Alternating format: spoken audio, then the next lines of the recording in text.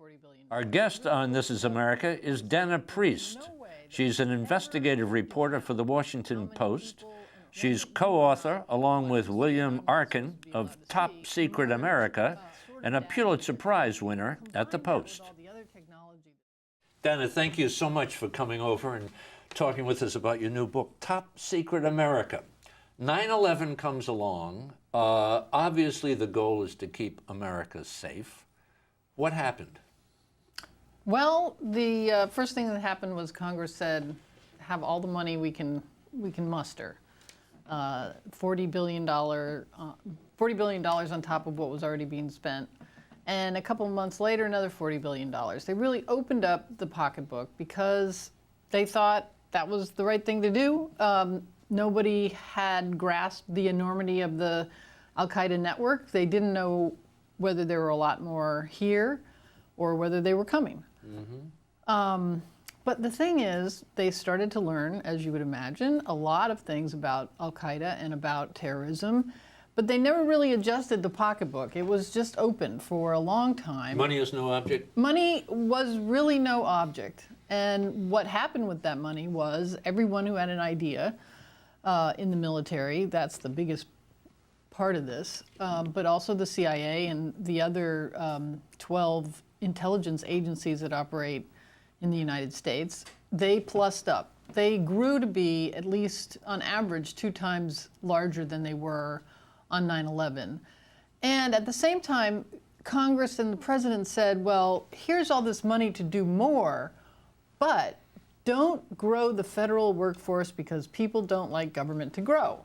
Mm-hmm. So, I mean, how can you do both of those things? And the answer was by hiring private contractors who work for private for-profit companies. And so you got, from the start, this profit motive on the part of companies to not just do the government's business, but to do it and make it a little extra. That became a big dynamic here. So if I understand, and not to be crass or disrespectful, but terrorism or anti-terrorism became big business. Absolutely, it became business. It still is big business. It became big business, and it meant that the key players in government were those people that did anti-terrorism, counterterrorism. So what that meant was in each agency, you could pretty much put the label of counterterrorism on whatever you were doing and get a lot of money for it. So people did that. And you said in the book, you said we were always on kind of yellow alert, right? So there was a stress and attention all the way. And then you said government run amok. Did it really get that bad? Oh, I think it really has. It is that bad because while this was growing, there was not a sort of accounting for, you're going to grow here, so we don't need to grow there.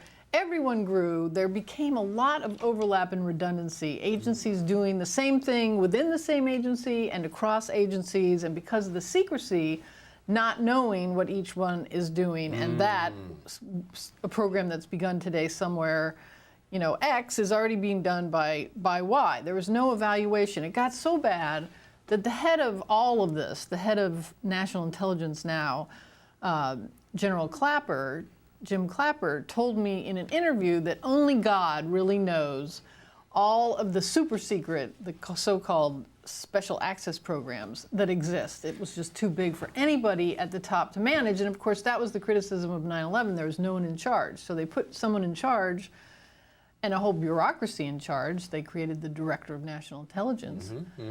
And yet that ballooned as a giant organization, but it still is not at all in charge of all of this. Wow.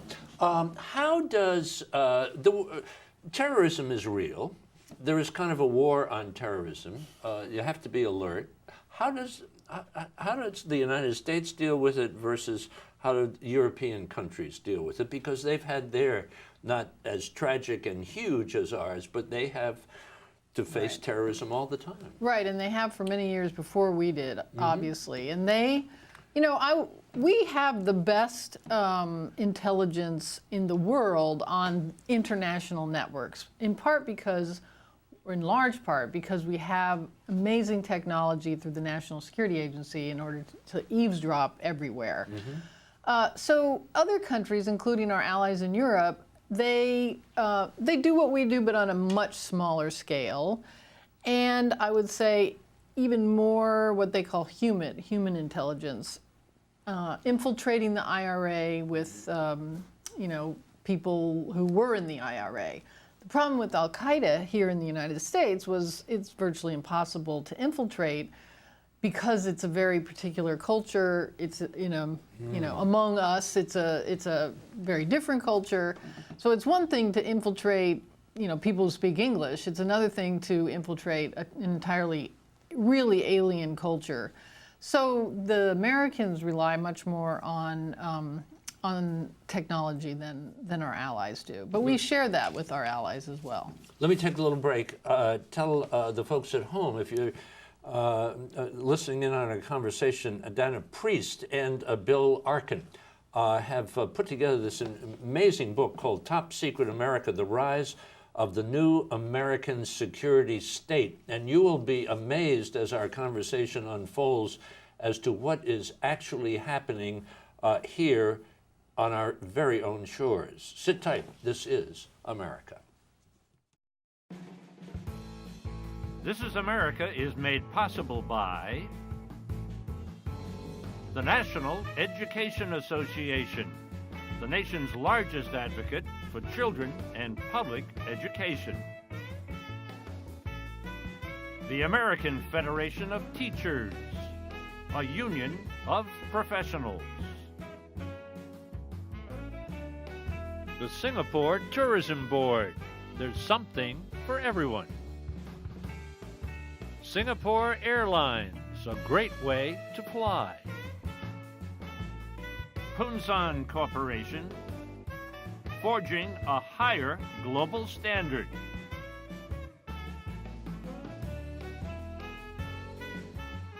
The CTC Foundation, AFO Communications, and the Rotendaro Family Trust. Are you writing the book? There's an intelligence community. You just mentioned the NSA, National Security Agency. Intelligence community, 16 different agencies, 1,000 federal organizations. I mean, that's just mind-blowing. You mentioned a director of national intelligence, and of course we have the Department of Homeland Security. How many top secret security clearances do we have floating around the United States? Well, we estimated that there were about 865,000. 865,000. 865,000 people. But the government has since we came out with that figure, has published a figure that's even larger than that for the first time. It's over 1 million. And the interesting thing about how we did the book, we started out just saying, well, we'll find everything that's secret in the number of agencies and programs and companies. But at the secret level, it was so many that we decided there was no way that we could ever hope to count how many people and organizations work at the secret level. So we had to up it to the top secret, which was supposed to be many fewer and much harder to find. But going on such top secret websites as monster.com, you can discover a lot about what the private sector is looking for with people with top secret clearances. In fact, 99.9% of the book is put together from publicly available information, not easy to find, grant you, but it's out there. When you're going to put together a book like this, and you have a reputation as an investigative journalist, and Bill Arkin is known for tracking down all kinds of interesting pieces of information and has been doing this for years, does the government come along and say, you really shouldn't be putting this stuff out in the... Yeah. You really shouldn't say that there's 230,000 people in the Department of Homeland Security? You know, ever since I've been dealing with the government since 9/11, they have wanted to say you really shouldn't write X, Y, and Z because everything having to do with counterterrorism is classified. Well, but how are we supposed to know as citizens of the country whether the government's good, doing the right thing, whether it's being effective or not? So we always confront this issue. And what I've done in the past and did in this book is to say, if you find information that's very sensitive, I let the government know and we have a conversation about it. Uh-huh. And they sometimes make an argument that sounds reasonable to me or to the publishers of the Washington Post that Sure.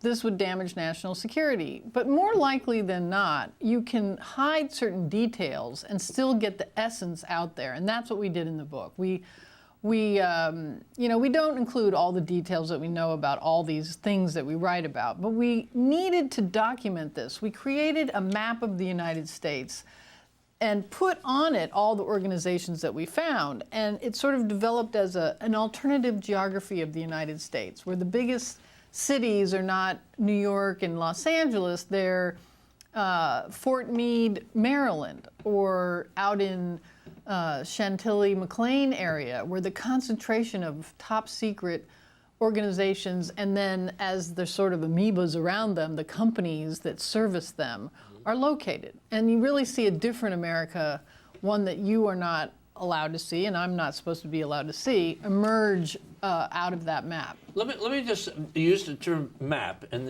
at one point you talk about one nation, one map, and you're talking about people being in charge of kind of keeping an eye on the infrastructure of the United States, and you say there are 5,000 public airports and 66,000 industrial chemical plants and things like that. That's going to come as a big surprise that someplace there is a map of everything that has to do with our infrastructure. Right, and we don't just mean the infrastructure like airports and water lines. We mean everything, and so they're targets of terrorism. Right. Is that the reason they're doing it is DHS, which is mainly in charge of this, has said, we need to know where our infrastructure is so we can protect it, and so they have set about to map the entire, geography of the United States, including buildings, including public and private buildings that might have more than 25 people in them at any one time, including, bars and restaurants. So on the one hand, you could say, well, maybe that's logical.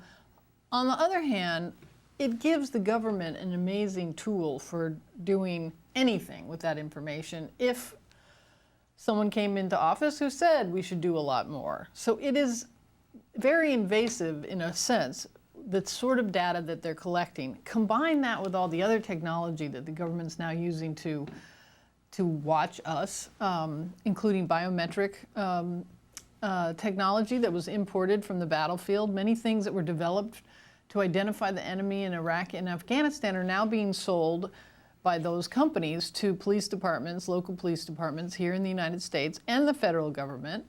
And so they have the technology to know a lot about you, but they also are doing something else they did in the battlefield, which is they are collecting it, keeping it, storing it, and mining it for patterns to see, okay, I don't know that you've done anything wrong, but you went someplace a couple times, and maybe that place is under surveillance or what have you. They can tease that out eventually. If you drive from New York City to Washington, D.C., your car will pass through toll bridges, through tolls that will record its license plate. And they'll keep that for a very long time so that they'll know where your car goes along the eastern seaboard and in many other places that are adopting that same thing. Do most people know, kind of along those lines, that there are drones flying around the United States and checking us out at the same time? That was a revelation to me. I think that most people don't have an idea about how many different technologies are now in use to watch whatever the government thinks is important to watch. And it's an incremental change. It's not like they all decided at once. This happens on the state level, on the local level, and on the federal level. And when you put it all together, it creates a kind of database of information about individuals that is unprecedented. And again, if it's used in a way that is dubious, first of all, we're not going to know that because they'll do it in secret.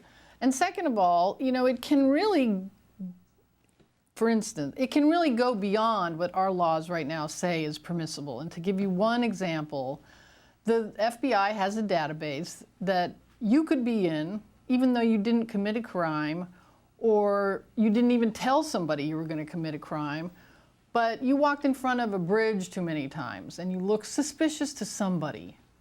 And if you're in a car that has a license plate, that somebody can report that to the FBI or really their local police. And the local police can put it in their state database, and the state database gives it into the FBI. Do we know of any examples where whatever information is being collected has been abused? Sure, we know that. Well, what we know is there have been many states, usually it's local law enforcement.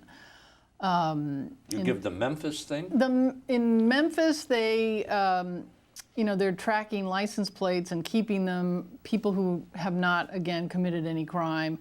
In Maryland, they were investigating anti-war demonstrators, peaceful, lawful demonstrators against the Iraq War, including some nuns, Quaker nuns, who did nothing more than to go out on the street and, be against the war. But they put it under the rubric of their counterterrorism bulletin and their counterterrorism database, and they began to collect environmentalists who did the same thing, the Tea Party activists, and this sort of thing is happening all over the country. You, in your investigative work, kind of go snooping around, as I say, and one of the things that amazed me are all these building complexes that have grown up since 9/11. You say that there are 33 building complexes where in some of them there are no floors, there are no addresses, there are no signs, and those of us who live in the Washington, Virginia, Maryland area are probably passing them all the time, and we just don't know what's going on.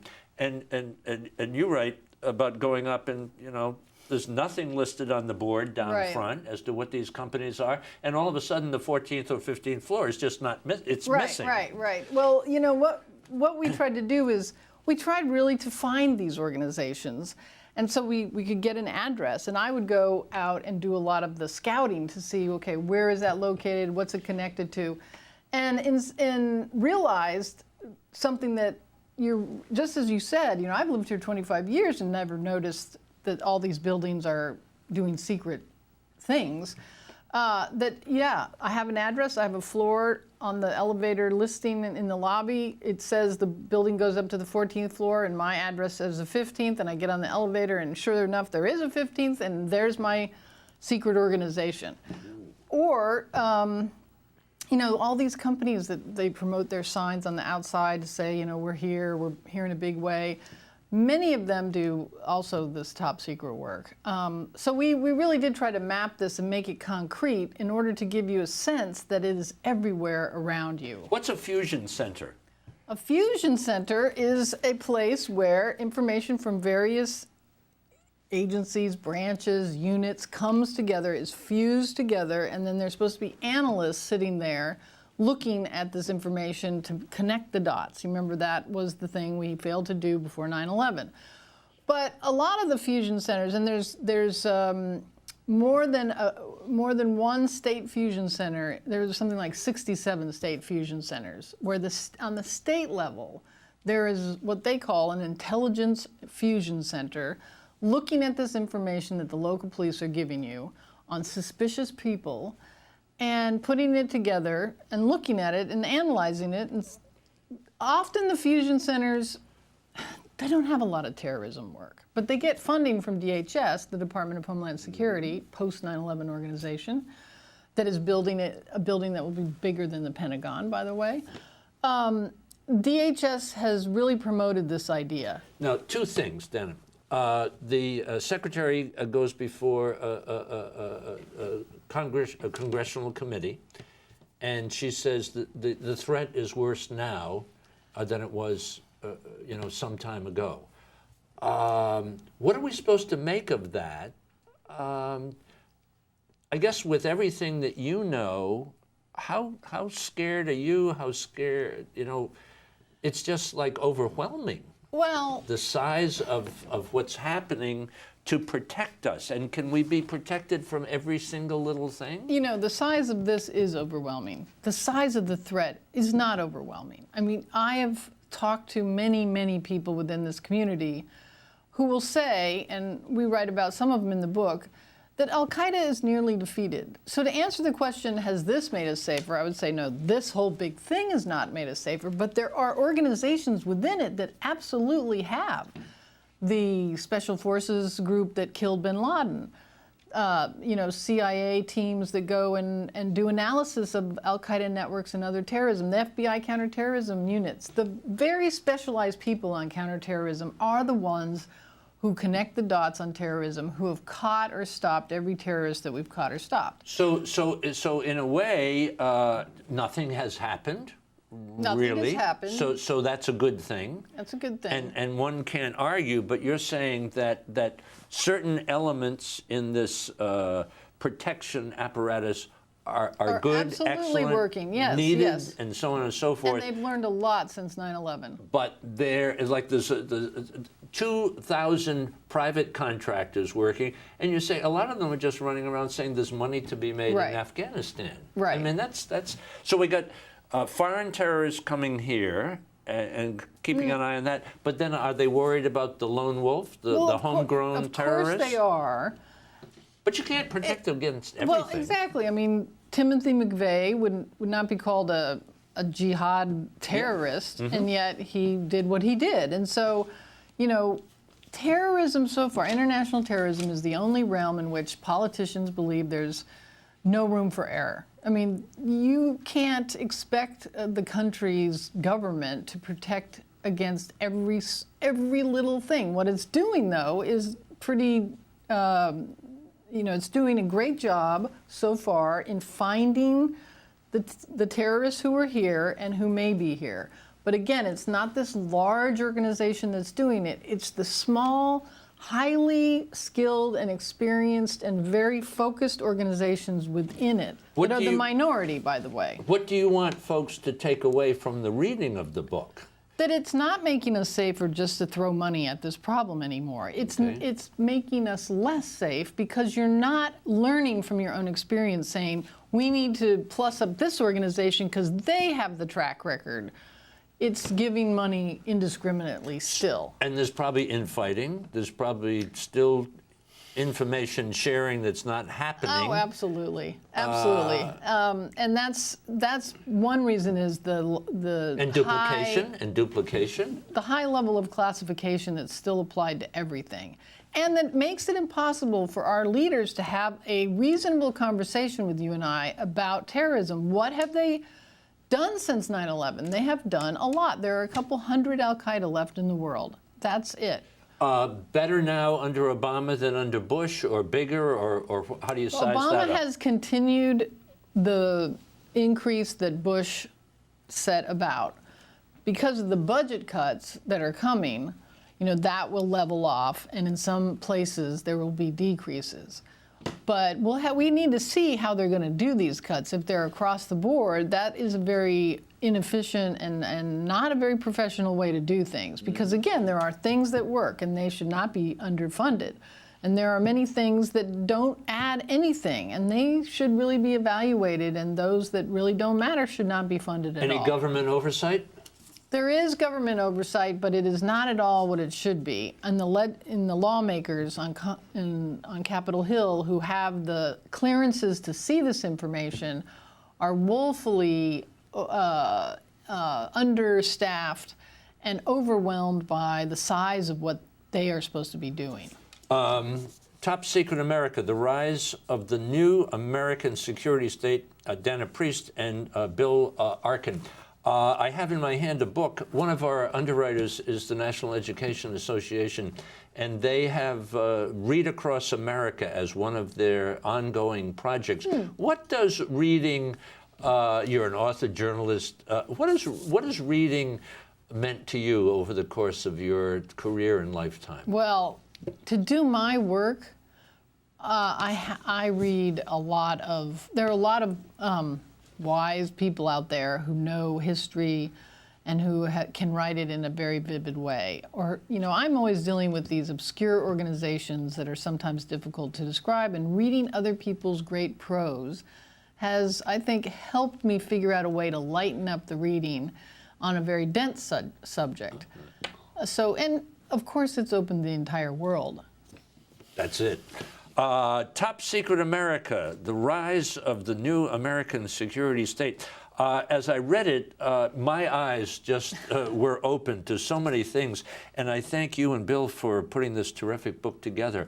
Thank you so much for visiting with us, and good luck on the next project. Thank you for having me. Thank you, Dana. Bye. Thank you. For information about my new book, The Chance of a Lifetime, and online video for all This Is America programs, visit our website, thisisamerica.net. This is America is made possible by the National Education Association, the nation's largest advocate for children and public education.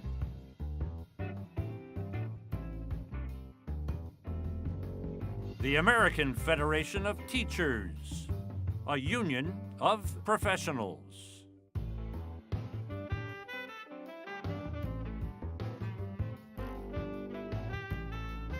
Punsan Corporation, forging a higher global standard.